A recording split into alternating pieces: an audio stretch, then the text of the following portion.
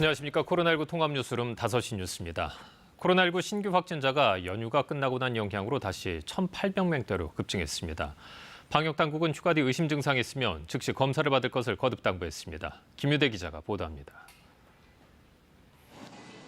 오늘 0시 기준 코로나19 신규 확진자는 1,805명으로 사흘 만에 다시 1,800명대로 올라섰습니다. 지난 한 주 동안 수도권에서만 하루 평균 1,045.9명의 확진자가 나왔는데 전주에 비해 17.9명 늘어난 수치입니다. 백신 접종 완료자는 1,049만여 명으로 전체 인구의 20%를 넘어섰습니다.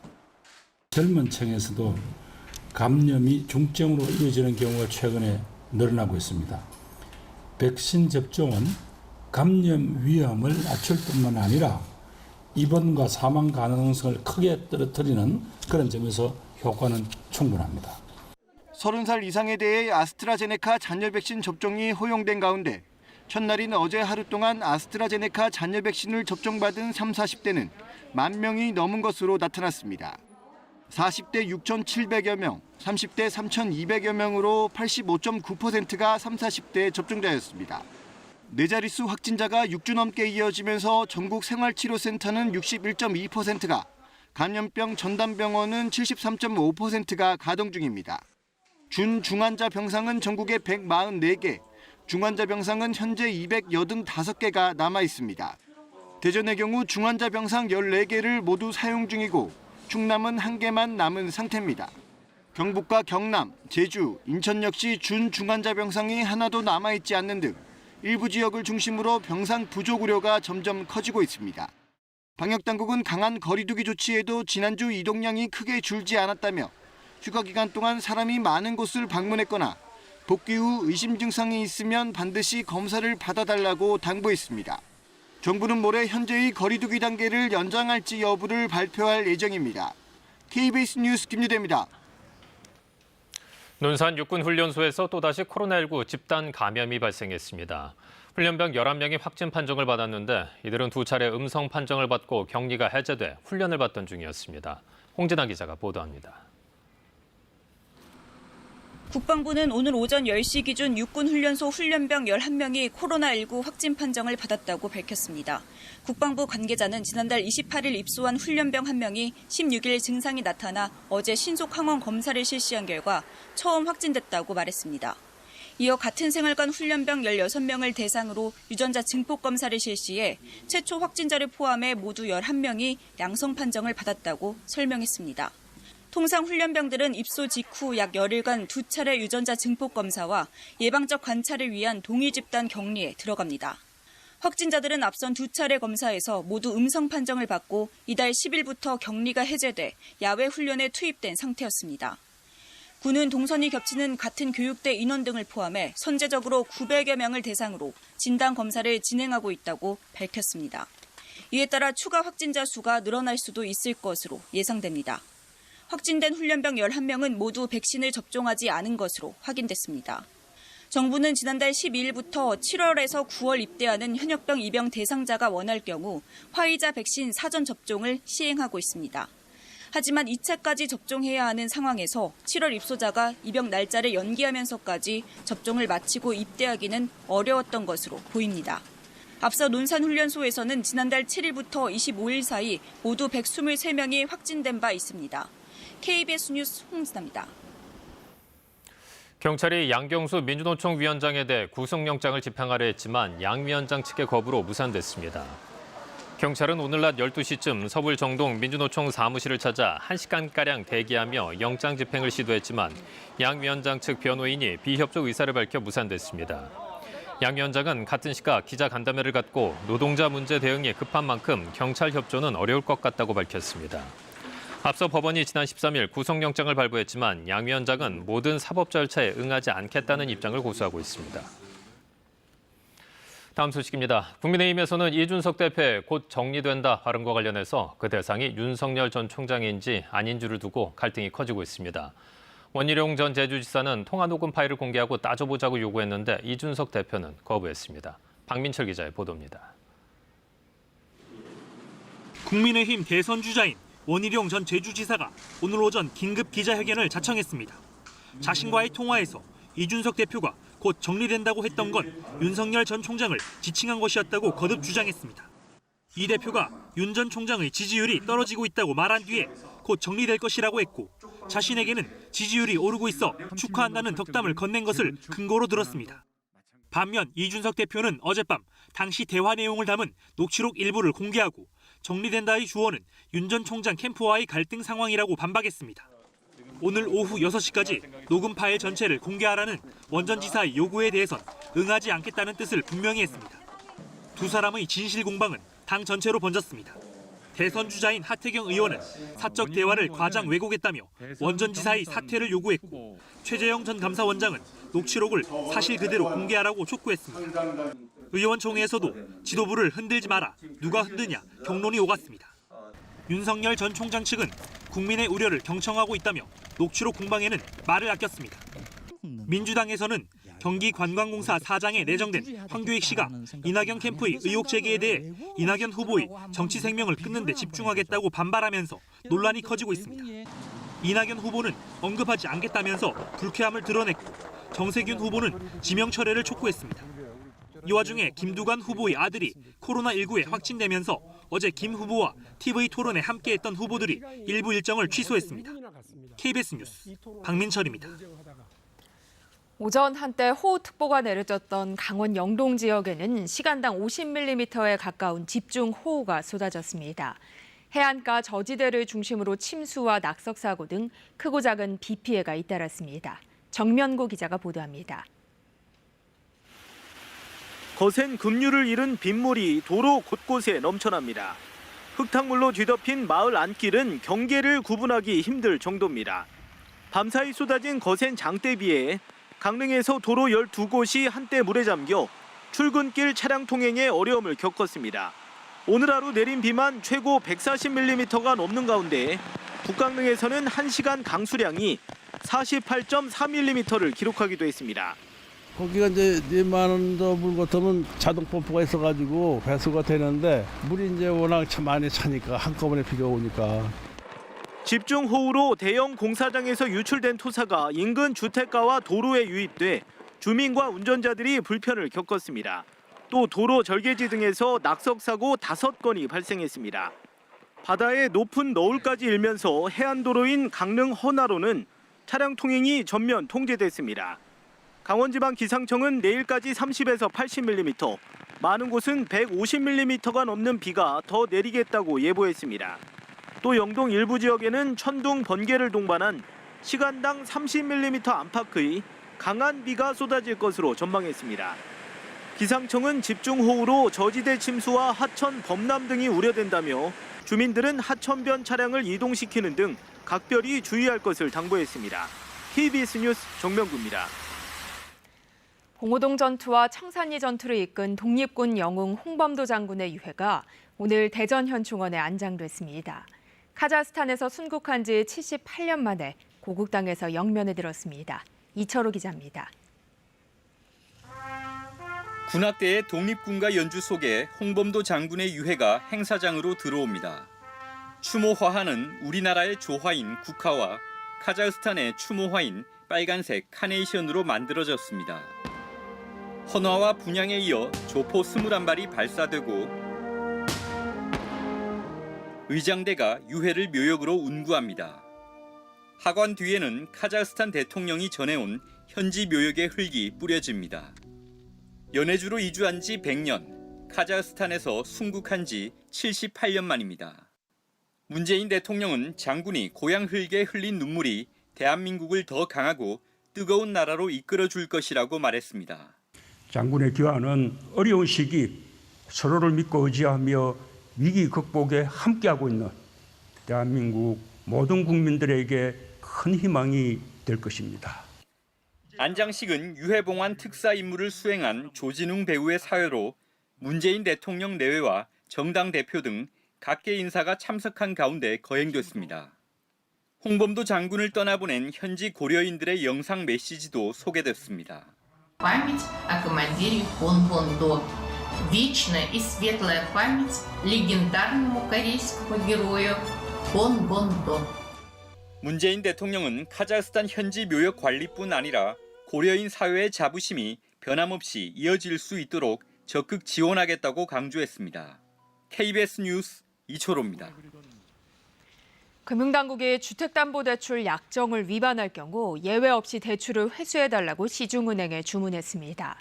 또 신용대출 한도도 연소득 이내로 축소할 것을 요청했습니다. 김수연 기자입니다. 금융당국이 시중은행에 주택담보대출 약정을 엄격히 관리해달라고 주문했습니다. 금융감독원은 시중은행 여신 담당 임원들과의 회의에서 이 같은 요구사항을 전달했다고 밝혔습니다. 현재 은행권은 투기를 차단하기 위해 주담대를 실행할 때 대표적으로 3가지 약정을 두고 있습니다. 먼저 1주택자가 규제 지역에 새로 주택을 사면서 주담대를 받는 경우 일정 기간 내에 기존 주택을 처분해야 합니다. 신규 주택을 사기 위해 주담대를 받으면 해당 주택에 입주해야 하고 생활 안정자금 목적으로 주담대를 받은 경우 주택 구입 용도로 자금을 사용해서는 안 됩니다. 이 같은 약정 위반이 확인되면 대출자는 즉시 대출을 갚아야 하고 해당 계좌는 연체 계좌로 분류됩니다. 하지만 금감원은 현장에서는 직원들이 고객 관리 차원에서 적극적으로 대응하지 못하는 사례가 종종 있다고 보고 있습니다. 이에 따라 금감원은 원칙대로 예외 없이 규정을 적용할 것을 당부했다고 밝혔습니다. 이와 함께 금감원은 신용대출 한도 제한도 요청했습니다. 마이너스 통장 등 신용대출 한도를 연소득의 2배에서 연소득 이내로 축소할 것을 요구하고 신용대출 관리가 미흡한 은행을 상대로 현장 검사도 예고했습니다. 이런 가운데 국내 주요 은행의 주담대 변동금리도 올라 오늘부터 연 2.48에서 4.24%로 적용됩니다. KBS 뉴스 김수연입니다. 아프가니스탄을 점령한 이슬람 무장 조직 탈레반이 첫 기자회견을 열었습니다. 국제사회의 우려를 의식한 듯 변화와 안전을 강조하면서 여성 권리 존중도 언급했습니다. 두바이 우수경 특파원입니다. 이슬람 무장 조직 탈레반이 아프가니스탄 장악 이후 처음으로 기자회견을 가졌습니다. 대변인은 처음부터 끝까지 변화와 안전을 강조했습니다. 특히 국제사회의 비판과 우려를 의식한 듯 여성 권리를 존중하겠다고 밝혔습니다. 탈레반은 과거 집권기에 이슬람 율법을 앞세워 취업과 사회활동을 제한하는 등 여성 인권을 억압했었습니다. 대변인은 다만 이슬람법의 틀 안에서 하겠다며 구체적인 내용은 언급하지 않았습니다.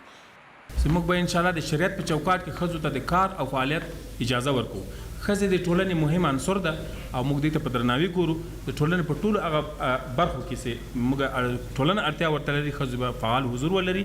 또 외국 군대나 이전 정부와 일했던 사람들을 대상으로 복수하지 않겠다고 밝혔습니다.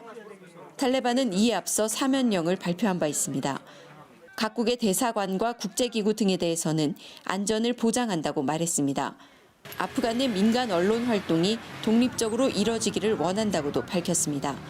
하지만 국가의 가치에 반하는 일은 안 된다고 못 박아 통제 가능성도 남겼습니다. 아프간이 다른 국가들을 공격하기 위한 기지로 사용되는 것을 허용하지 않겠다며 테러의 온상이 될 거라는 국제사회의 우려에도 답했습니다. 탈레반의 대변인이 대중 앞에 얼굴을 드러내고 기자회견을 한 것은 이례적입니다. 탈레반은 또 아프간 장악 직후 TV에서 여성 앵커와 공개적으로 대담하는 등 이미지 쇄신 작업도 진행하고 있습니다. 두바이에서 KBS 뉴스 우수경입니다. 지난 주말 규모 7.2의 강진으로 인해 약 2,000명의 사망자가 발생한 하이티에 열대성 폭풍우까지 몰아쳐 구조 작업이 차질을 빚고 있습니다. 하이티 구호를 위한 미국 등 국제사회의 지원이 잇따르고 있습니다. 로스앤젤레스 이영현 특파원이 보도합니다. 현지 시간 월요일 밤 열대성 저기압인 그레이스가 하이티에 상륙했습니다. 그레이스는 이후 열대성 폭풍으로 세력이 커지면서 지진 피해 지역에 강풍과 함께 엄청난 비를 쏟아붓고 지나갔습니다. 일부 지역에는 홍수가 발생했고 이재민들이 몰려있던 텐트촌도 다 부서졌습니다. Vivons vie misérable et vie tête chargée et mais la pluie à la cyclone passé et mes terrains inondés c'est là mon yoye c'est là dormi et nous pour une instance principale vraiment. 건물 잔해 속에서 실종자를 찾는 구조 작업도 한때 중단됐습니다. 이재민들은 당장 먹을 것을 구하지 못해 극심한 고통을 호소하고 있습니다. 의료 시스템도 마비돼 부상자들은 병원에서 방치되고 있습니다. IT 재난당국은 현지 시간 화요일 현재 사망자가 1,900여 명, 부상자는 9,900여 명으로 늘었다고 밝혔습니다. 또 3만 7천여 채의 집들이 파괴됐으며 구조 작업 지연으로 사망자가 더 늘어날 것으로 예상했습니다. 미 국방부는 IT 합동대책본부를 구성하고 추가 지원 인력을 파견한다고 밝혔습니다. 또 해군 함정과 헬기를 동원해 의료시설을 긴급 지원하고 이번 주말까지 피해 현장에 야전병원 4곳을 설치할 계획이라고 밝혔습니다. 또 피해 지역 실태 파악을 위해 해군 정찰기 2대를 급파했습니다. We've got U.S. Coast Guard elements, and Southcom has mobilized with logistical and other support to be able to provide the kind of emergency response that is necessary in a human tragedy and catastrophe like this. 유럽연합 집행위원회가 IT에 300만 유로를 긴급 제공하는 등 세계 각국의 지원이 잇따르고 있지만 아직 이재민들의 도움의 손길은 미치지 못하고 있습니다. 로스앤젤레스에서 KBS 뉴스 이영현입니다. 뉴욕시가 미국에선 처음으로 이른바 백신 패스 시행에 들어갔습니다. 코로나19 백신 접종을 증명해야 식당, 체육관, 박물관 등에 입장할 수 있는데 다음 달부터는 위반 업주에게 최고 $5,000의 벌금도 물립니다. 뉴욕에서 한보경 특파원이 보도합니다. 뉴욕시가 미국에선 처음으로 이른바 백신 패스 시행에 들어갔습니다. 코로나19 백신을 최소 한 차례 이상 맞았다는 접종 증명서가 있어야 다중 실내 시설을 이용할 수 있습니다. And it's gonna grow faster the quicker people are not vaccinated. So it's a great message. 뉴욕시가 당초 발표했던 백신 의무화 시설은 식당과 체육관, 극장 등이었는데 여기에 박물관과 스포츠 경기장 등의 문화 오락 시설이 더 추가됐습니다. We need more New Yorkers and more Americans and more visitors to vaccinate. And anything that we can do that will encourage the public and our staff to vaccinate, we wholly support. 뉴욕시는 각급 학교가 계약하는 다음 달 13일부턴 단속에 나서 위반 업주들에겐 최고 $5,000의 벌금도 물립니다. 미국의 최근 7일간 하루 평균 신규 코로나19 확진자 수는 14만 1천여 명으로 2주 전보다 64%가 증가했습니다. 델타 변이 바이러스의 확진자 수가 급증은 하고 있지만 코로나19 백신 접종자 수도 최근 들어 하루 약 70만 명으로 다시 증가하고 있습니다. 일부 주정부와 기업 그리고 의료기관 등이 속속 백신 접종을 의무화하고 있기 때문으로 풀이됩니다. 이런 가운데 조 바이든 행정부가 일반인을 대상으로 한 추가 접종, 이른바 부스터샷 권고안을 이르면 이번 주 안에 발표할 예정이라고 뉴욕타임스와 CNN 등이 보도했습니다. 이스라엘과 유럽 일부 국가에 이어 미국도 일반인을 대상으로 한 추가 접종을 공식화하게 되면 세계적 백신 불평등에 대한 우려는 더 커질 수밖에 없을 것으로 보입니다. 뉴욕에서 KBS 뉴스 한보경입니다. 코로나19 이후 층간소음 갈등이 많아지고 있습니다. 최근엔 주민들이 다툼을 벌이다 손도끼까지 등장한 곳도 있었는데요. 감정 싸움으로 번지지 않기 위해선 층간소음 문제는 6개월 안에 해결하는 게 좋다고 합니다. 정지주 기자입니다. 편안한 내 집이 힘들어지는 순간입니다. 위층이 내는 소리에 아래층은 견디기가 힘들 때입니다. 온라인상에 관련 글들 많습니다. 윗집 발소리 때문에 잠을 못 자겠다. 얘기하면 더 뛴다 등 이런 게시글에는요. 자신도 그랬다는 댓글들이 잇따릅니다. 결국 또 일이 터졌습니다. 경남 통영에서인데요. 견디다 못해 위층에 올라가니 손도끼가 등장했다죠.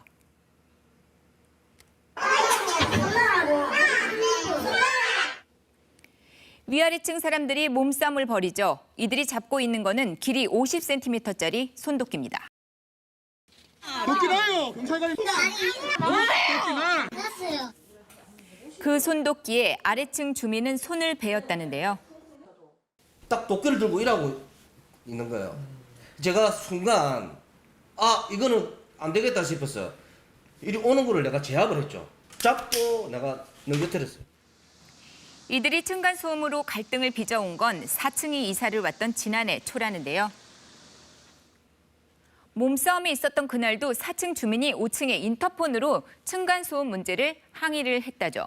5층 집에서 올라오라고 해서 올라갔더니 손도끼가 있었다.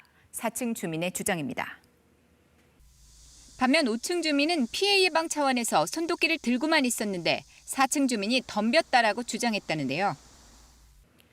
경찰은 5층 주민을 입건했습니다. 하지만 증거인멸과 도주 우려가 없어서 구속영장을 신청하진 않았고요. 양측의 주장이 달라서 추가 조사가 필요하다는 입장입니다. 사실 이 층간소음으로 인한 이웃 간의 불화는 어제 오늘 일이 아닙니다. 끝내 해결을 못한 최악의 사례로 꼽히는 경우들도 있는데요.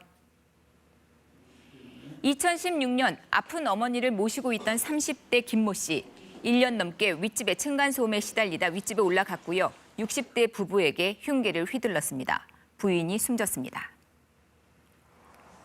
2013년에는 설을 맞아 부모님 집을 방문한 30대 형제를 아래층에 온 40대 남성이 숨지게 했습니다.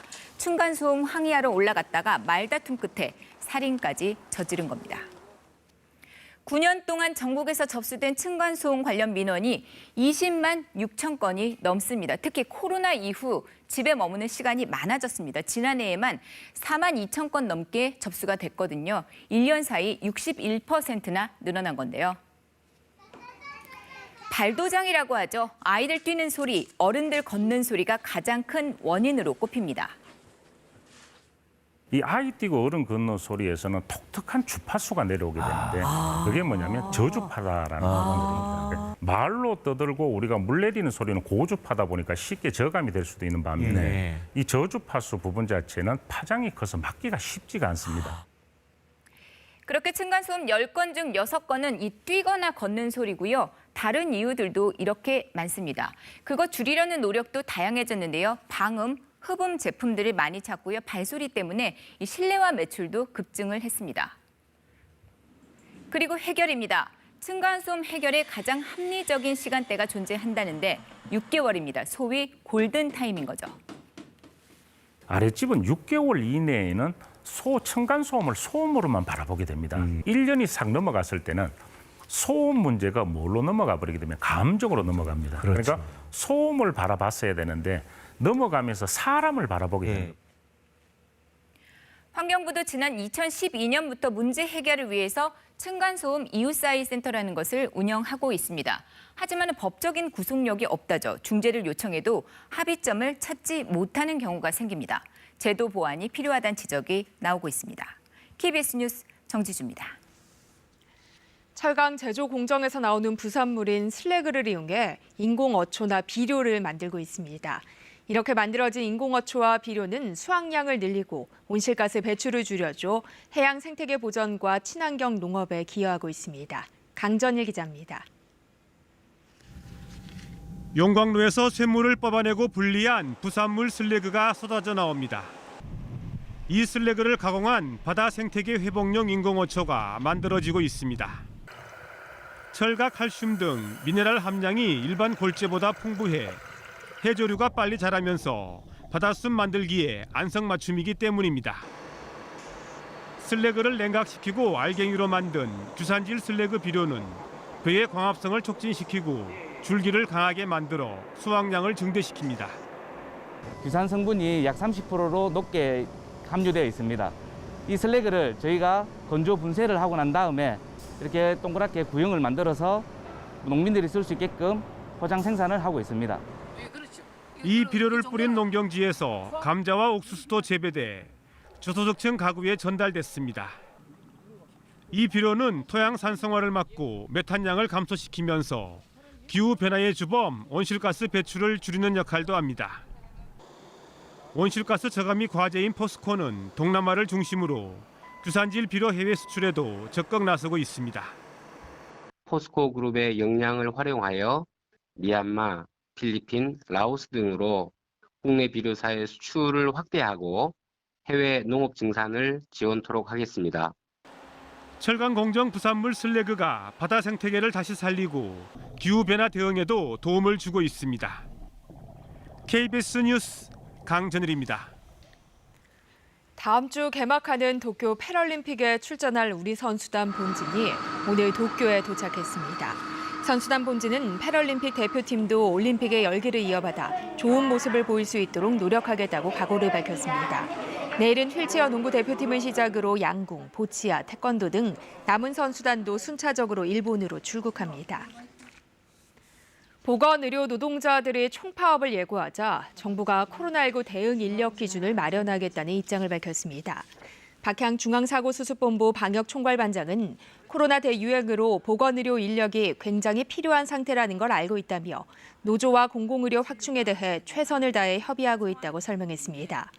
보건의료 노조는 어제 노동쟁의 조정 신청서를 제출했고 오늘 기자회견을 열어 코로나19 치료병원 인력 기준 마련과 생명안전수당 제도화 등을 요구했습니다.